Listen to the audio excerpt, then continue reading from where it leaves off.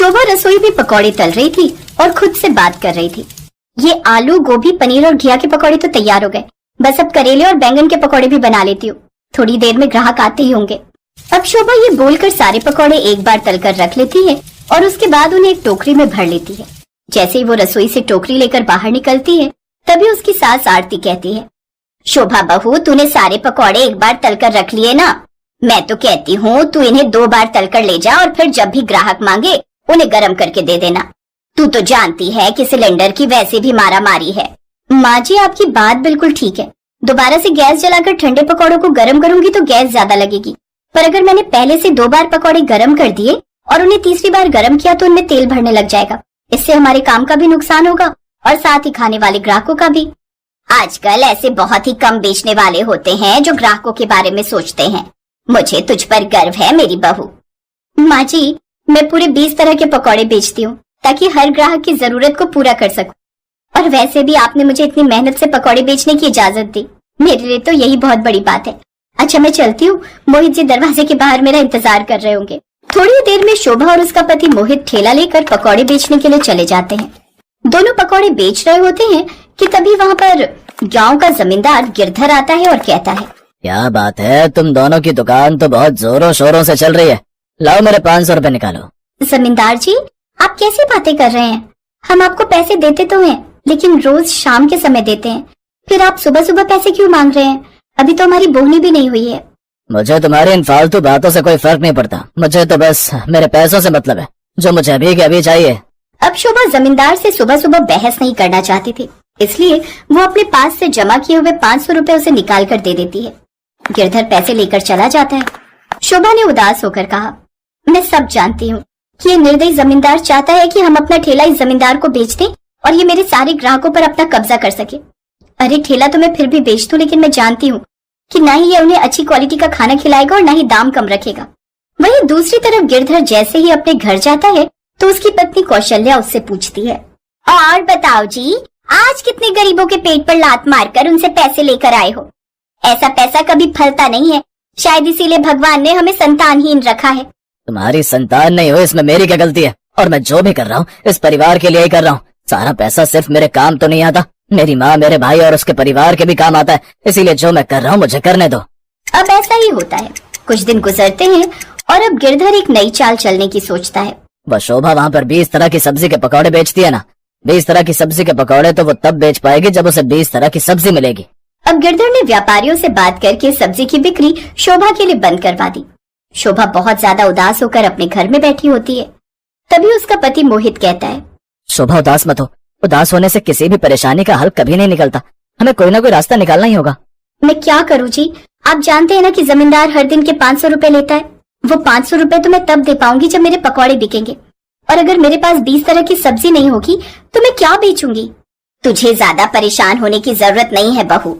वो जमींदार हमें जितना भी परेशान करने की कोशिश कर ले, हम कोई ना कोई रास्ता निकाल ही लेंगे। वहीं मोहित भी यही सब सोचकर परेशान हो रहा होता है कि तभी आरती उन दोनों के लिए खाना लेकर आती है। आरती बहुत समझदार थी। उसके बेटे बहू बाहर पकौड़े बेचा करते थे, इसलिए घर का काम वही किया करती और खाना भी वही बनाया करती। आरती की लाई हुई सब्जी देखकर मोहित हैरान हो जाता है और पूछता है, माँ, ये किस चीज की सब्जी लेकर आई हो आप? कुछ समझ में नहीं आ रहा है। मोहित बेटा, तूने गर्मी देखी है, सारी सब्जियां खराब हो रही थी तो मैंने सारी सब्जियां मिलाकर एक ही सब्जी बना दी। तू खा कर देख, इसमें बहुत स्वाद है और साथ ही ये बहुत ताकतवर भी है। अब मोहित जैसे ही वो सब्जी खाकर देखता है तो सब्जी का स्वाद सच में बहुत अच्छा था। मोहित ने अपनी माँ की तारीफ की और बोला, माँ, इस सब्जी को खाकर तो पता ही नहीं चल रहा कि किस चीज की सब्जी है, लेकिन इतना जरूर पता चलता है कि इसमें बहुत सारी सब्जियां डाली हुई हैं। मोहित ये बोलता है और तभी उसके दिमाग में एक तरकीब आती है। वो बहुत खुश हो जाता है। उसके चेहरे की चमक देखकर शोभा भी हैरान थी। आज ऐसी कौन सी बात हो गई है जो आप इतना ज्यादा मुस्कुरा रहे हैं? आप तो ऐसे खुश लग रहे हैं जैसे आपको हमारी परेशानी का हल मिल गया हो। समझो शोभा कि हमें हमारी परेशानी का हल मिल गया। अगर जमींदार हमें 20 तरह की सब्जी के पकौड़े नहीं बेचने दे रहा तो हम बस इतना कर सकते हैं कि हम बहुत सारी सब्जियों को एक साथ काटकर उसके पकौड़े बनाएं। इस तरह सभी ग्राहकों को 20 तरह की सब्जी के पकौड़े खाने को मिलेंगे। अब अगर सब्जियां 15-20 होंगी तो भी इस पकौड़े का स्वाद तो अच्छा ही आएगा। हमें तो बस उस कपटी जमींदार को कुछ दिन के लिए मूर्ख बनाना है कि हमारे पास अभी भी 20 तरह की सब्जी आ रही है, और फिर जब वो हार मान लेगा तो सारे दुकानदार हमें फिर से सब्जी देने लगेंगे। बस फिर क्या है, मैं भी तुम लोगों की मदद करूंगी। वैसे भी घर का काम करने के बाद मैं खाली ही रहती हूँ। काम करूंगी तो मेरे शरीर में भी फुर्ती रहेगी। बस फिर क्या था, शोभा, मोहित और आरती मिलकर जितनी भी तरह की सब्जियां घर में उपलब्ध थी वो सारी सब्जियां छोटे छोटे टुकड़ों में काट लेते हैं। उसके बाद उन पकौड़ों की भजिया बना लेते हैं। अगले दिन शोभा और मोहित ठेला लगाने के लिए चले जाते हैं। तभी एक औरत पकौड़े खाने के लिए आती है और कहती है, मोहित भाई जरा मुझे पनीर के पकौड़े देना, बहुत मन कर रहा है। 30 रुपए के है ना? बहन जी, हमने अब 20 तरह की सब्जी के एक ही पकौड़े बनाने शुरू कर दिए और ये सिर्फ 15 रुपए के हैं। आप खाकर देखो, हमने इसमें पनीर घिसकर भी डाला है, आपको पसंद आएगा। अरे नहीं, मैं तो पनीर के पकौड़े खाने आई थी, पर ठीक है, अब तुम इतना कह रहे हो और दाम भी आधा है तो मुझे 15 रुपए के पकौड़े दे दो। अगर पसंद आएंगे तो मैं अपने घर वालों के लिए भी लेकर जाऊंगी। और जैसे ही वो पकौड़े खाती है तो उसे वो बहुत पसंद आते हैं। ऐसे ही सुबह से शाम तक शोभा और मोहित के बहुत सारे पकौड़े बिक जाते हैं। वहीं गिरधर अपने घर में खुश हो रहा था। आज जब वो मुझे 500 रुपए नहीं दे पाएंगे तो मैं उनके ठेले पर कब्जा कर लूंगा और उसके बाद वहाँ पर अपने किसी आदमी को बैठाकर पकौड़े बेचूंगा, लेकिन महंगे दाम में। गिरधर ये सोचकर खुश हो रहा था, लेकिन जैसे ही शाम को वो शोभा के ठेले पर पैसे लेने जाता है तो शोभा उसके हाथ में 500 रुपए निकाल कर रख देती है और मुस्कुराते हुए कहती है, आपने कितनी कोशिश की जमींदार जी, लेकिन आप एक गरीब को हरा भी नहीं पाए। हमारे ठेले पर तो अभी भी 20 तरह की सब्जी के पकौड़े बिक रहे हैं। अगर आपके अंदर हुनर है तो जरा खाकर बताइए कि कौन सी सब्जी इस पकौड़े में नहीं है। गिरधर पकौड़ा खाता है तो वो बहुत ज्यादा स्वादिष्ट लगता है। उसे एहसास होता है कि कौन सी सब्जी पकौड़े को बनाने में नहीं डाली गई है। इसका अनुमान लगाना बहुत ज्यादा मुश्किल है। गिरधर अपनी गलती स्वीकार करते हुए कहता है, सच में शोभा, तुम बहुत ज्यादा हिम्मत वाली हो। मैं तुमसे हार मानता हूँ। आज के बाद मैं कभी भी तुम्हें परेशान नहीं करूंगा। मुझसे गलती हो गई। तुमने साबित कर दिया कि अगर एक गरीब चाहे तो अपनी हिम्मत से कुछ भी हासिल कर सकता है। गिरधर ये बोलकर चला जाता है और 20 तरह की सब्जी के पकौड़े बेचने वाली शोभा की जीत होती है, जिसके बाद विक्रेता भी उसे फिर से सब्जी सप्लाई करना शुरू कर देते हैं और शोभा भी अपना काम खुशी खुशी करने। चंपानगर नामक गांव था। इस चंपानगर नाम के पीछे बहुत ही भूतिया घटना है। शहर से दूर होने के कारण यहाँ दुकान यातायात की बड़ी समस्या थी। कोई भी जरूरी सामान लेने जाना हो तो सीधा शहर जाना पड़ता था। उसी गांव में चंपा अपनी छोटी बहन चमेली और बाबा के साथ रहती थी। अच्छा बेटा, मैं शहर किसी काम से जा रहा हूँ। कुछ दिनों में वापस आ जाऊंगा। तुम दोनों घर का ख्याल रखना। बाबा, मेरे लिए शहर से चाट पकौड़ी लाना और मेरे लिए समोसे और पानी पूरी। अच्छा, लेते आऊंगा। तुम दोनों एक दूसरे का ख्याल रखना, ठीक है? और कुछ जरूरत हो तो रामू चाचा के घर चले जाना है? जी बाबा। अच्छा, मैं चलता हूँ। चंपा और चमेली बाबा को दरवाजे से विदा करते हैं। दीदी, हम चाट खाएंगे, बड़ा मजा आएगा। मजा तो आएगा। कुछ दिनों बाद चंपा और चमेली के बाबा अपने शहर का काम निपटाकर गांव वापस आ जाते हैं और साथ में दोनों के लिए पानी पूरी और चाट भी लाते हैं। चमेली बाबा को देखकर बहुत खुश होती है। बाबा आ गए, बाबा आ गए। बाबा, क्या आप हमारे लिए पानी पूरी और चाट लाए हैं?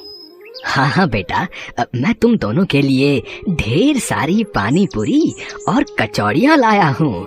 चंपा और चमेली बड़े मजे से बाबा के चाट और पानी पूरी खाते हैं। चमेली पानी पूरी का आनंद उठाते हुए कहती है, काश हमारे गांव में कोई पानी पूरी वाला होता तो कितना मजा आता। हाँ चमेली, फिर तो हम रोज पानी पूरी खाते। कुछ दिनों बाद गांव के छोर में मोहन पानी पूरी और चाट सेंटर का ठेला दिखाई देता है, जो सभी को फ्री में पानी पूरी खिलाता है। गांव में नए नए पानी पूरी सेंटर खुलने और फ्री में पानी पूरी मिलने के कारण सभी लोग वहां जाते हैं और फ्री में मिल रहा पानी पूरी और चाट का खूब आनंद उठाते हैं और मोहन की तारीफ करते हैं। वाह भैया, है मजा आ गया। क्या पानी पूरी बनाते हो, और फ्री में भी खिलाते हो। वाह वाह वाह वाह वाह, कितना अच्छा काम करते हो तुम भाई। अरे कहाँ, ये सब तो आपकी मेहरबानी है और लोगों का पेट भरना मेरा पेशा। हाँ भैया, बड़ा मजा आ गया। परसों बाद आज इतनी स्वादिष्ट पानी पूरी चखी है। आहा, और खाइए, चाट भी खाइए, सब कुछ फ्री है यहाँ। मोहन की मुफ्त और स्वादिष्ट पानी पूरी की चर्चा सारे गांव में थी। चमेली भी मोहन पानी पूरी सेंटर गांव में खुलने और उसके स्वादिष्ट होने की चर्चा सुन रही थी। वो दौड़ी दौड़ी बाबा के पास गई। बाबा, हमारे गांव में एक नया पानी पूरी वाला आया है। वो सबको फ्री में पानी पूरी खिलाता है। लोग कहते हैं उसकी पानी पूरी बड़ी स्वादिष्ट है। हमें भी उसकी पानी पूरी खाने चलना चाहिए। क्या, मुफ्त में? हाँ दीदी, वो सभी को मुफ्त में पानी पूरी और चाट खिलाता है। अरे ये तो गजब हो गया। हम कल ही बात कर रहे थे कि काश गांव में कोई पानी पूरी वाला होता, और आज वो बात सच हो गई। अरे वाह, ये तो बड़ी अच्छी बात है। हम कल ही चलेंगे। जी बाबा। अगले ही दिन से मोहन पानीपुरी सेंटर में भीड़ बढ़ने लगती है। गांव के सभी लोग मोहन की पानीपुरी और चाट चखना चाहते हैं। ठेले के चारों तरफ ग्राहक खड़े पानीपुरी और चाट का आनंद लेते हैं। वाह भैया, मजा आ गया। क्या पानी पूरी बनाते हो, आहाहाहा, और फ्री में भी खिलाते हो। वाह वाह वाह वाह वाह, कितना अच्छा काम करते हो तुम भाई। मोहन भाई, मजा आ गया। वाह, खाइए खाइए, खूब खाइए, बच्चों को भी खिलाइए। कितना अजीब जलजीरा है, लगता है पीते रहो पीते रहो। आहाहाहा, शुक्रिया शुक्रिया, और लीजिए। वाह, मोहन काका जैसी पानी पूरी कभी नहीं खाई। कुछ ही दिनों में मोहन के मुफ्त में पानीपुरी के चर्चे सारे गांव में थे। अगले दिन चमेली बाबा के साथ पानीपुरी खाने के लिए तैयार थी। अरे चंपा कहाँ है? उसे पानी पूरी खाने नहीं चलना? चंपा रसोई में कुछ काम कर रही थी, वहीं से आवाज आई। नहीं बाबा, मुझे थोड़ा काम है। आप मेरे लिए पानीपुरी पैक करा कर ले आना, मैं यही खा लूंगी। अच्छा ठीक है। अच्छा ठीक है दीदी, मैं ले आऊंगी। दोनों पानीपुरी खाने चल देते हैं। वहाँ पहुँचने पर उन्हें पता चला कि वहाँ काफी भीड़ है। बहुत से लोग पानीपुरी खा रहे हैं, जिसे देख बाबा और चमेली बहुत प्रसन्न हुए। दोनों मोहन के पास गए।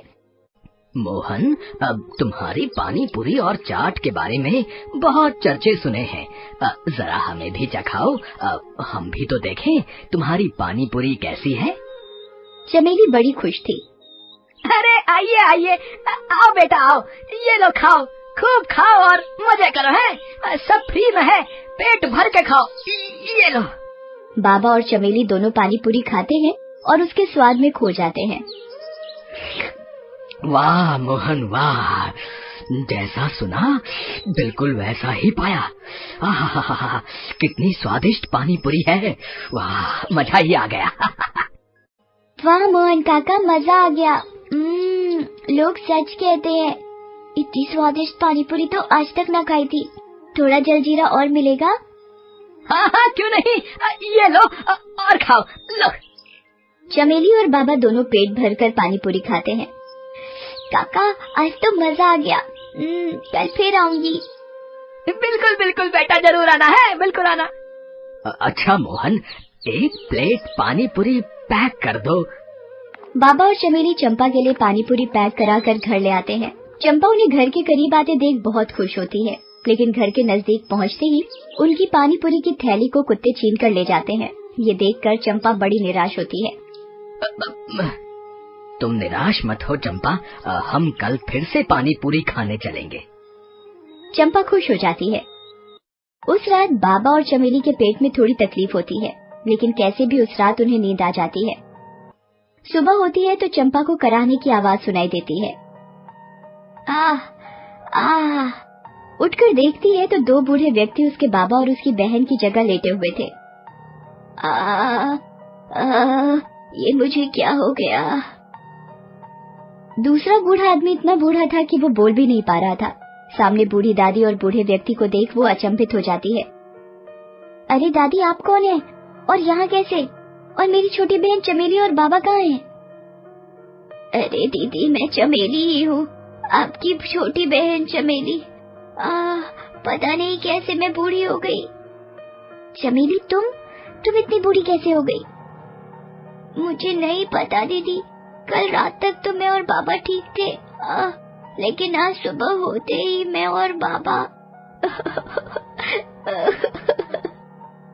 चमेली रोने लगती है। चंपा भागकर बाहर जाती है तो देखती है कि वहाँ सभी लोग बूढ़े हो चुके हैं और दर्द के मारे करा रहे हैं। हर तरफ चीखें और पुकार थी। चंपा दौड़कर रामू चाचा के घर जाती है। वो भी बूढ़े हो चुके थे। रामू चाचा आप कहाँ हैं? खटिया में पड़े रामू चाचा की आवाज सुनाई दी। बेटा, मैं यहाँ हूँ, तुम ठीक हो?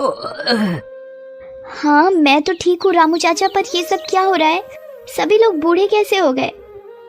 पता नहीं बेटा, कल तक तो सब बढ़िया था।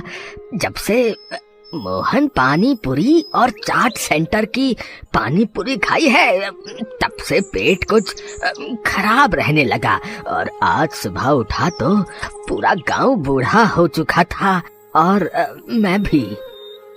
चंपा को लगा जरूर इसमें मोहन पानीपुरी वाले का ही हाथ है, वरना कोई चाट और पानीपुरी फ्री में क्यों खिलाता। रात होने पर चंपा छुपकर मोहन के ठेले के पास जाती है तो वहाँ मोहन दिखाई देता है।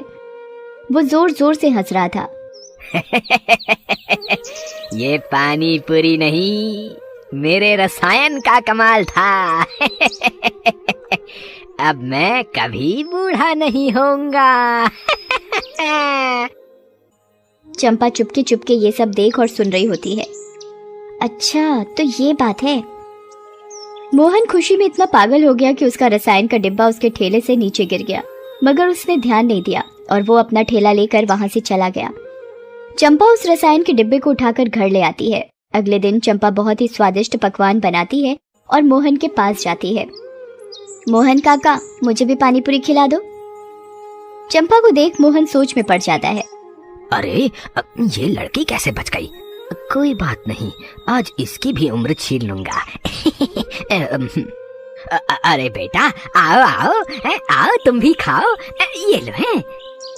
पर एक शर्त है, आप इतने दिनों से हमें फ्री में पानी पूरी और चाट खिला रहे हो, इसलिए आज मैं भी आपके लिए कुछ लाई हूँ। ये लीजिए, पहले आप मेरे हाथों से बने हुए स्वादिष्ट व्यंजन खाइए, तभी मैं पानी पूरी खाऊंगी। चंपा सारे व्यंजन मोहन को दिखाती है। मोहन इतने सारे स्वादिष्ट पकवानों को देखकर खुद को रोक नहीं पाता। अरे बस इतनी सी बात, मैं अभी खा लेता हूँ। जैसे ही मोहन खाना खत्म करता है वो धीरे धीरे बूढ़ा होने लगता है। ये क्या हो रहा है मुझे? चंपा हंसती है। वही जो तुमने गांव वालों के साथ किया। खुद का रसायन खुद चख कर कैसा लग रहा है भूतिया पानी पूरी वाले? मैं तो तभी समझ गई थी कि दाल में कुछ काला है जब तुमने पूरे गांव को फ्री में पानी पूरी खिलाई। पानी पूरी वाला धीरे धीरे बूढ़ा होने लगता है। अरे मेरा रसायन कहाँ गया? मेरा रसायन कहाँ गया? तुम्हारा रसायन? तुम्हारा सारा रसायन इन्हीं स्वादिष्ट पकवानों के साथ तुम्हारे पेट में है। और वो भूतिया मोहन पानीपुरी वाला बूढ़ा होते होते गायब हो जाता है। धीरे धीरे सभी गांव वालों को उनकी उम्र वापस मिलने लगती है। अरे देखो देखो, मैं ठीक होने लगा, मेरी उम्र वापस आ रही है। चमेली और उसके बाबा भी अपनी असली उम्र में वापस आ जाते हैं। चंपा की ये बहादुरी देख सभी गांव वाले उसकी तारीफ करते हैं। चंपा, तुमने अकेले ही हम सबकी जान बचा ली, तुमने कमाल कर दिया। नहीं रामू चाचा, ये सब आपकी देखरेख का ही कमाल है कि मैं जल्दी ठीक हो पाई और उस भूतिया पानीपुरी वाले को सबक सिखा पाई। वाह चंपा बेटा, तुम्हारी चतुराई और बहादुरी से आज सारा गांव बच गया। मुझे तुम पर गर्व है बेटा। तब से सारे गांव वालों ने गांव का नाम चंपानगर